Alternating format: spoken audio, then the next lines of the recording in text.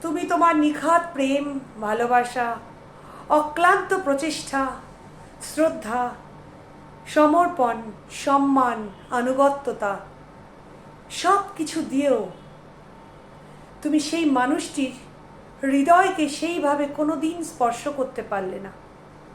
সেই মানুষটি কোনো দিন তোমার হলো না।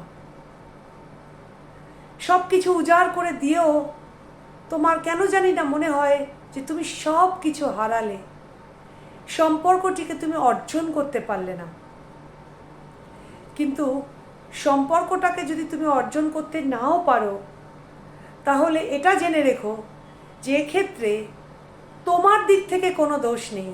হয়তো এই সম্পর্কটারই যোগ্যতা নেই তোমার এই নিখাদ ভালোবাসা পাওয়ার। আর একটা কথা মনে রেখো, ভালোবাসা সবসময় পাওয়ার মধ্যে দিয়েই সজীব থাকে না।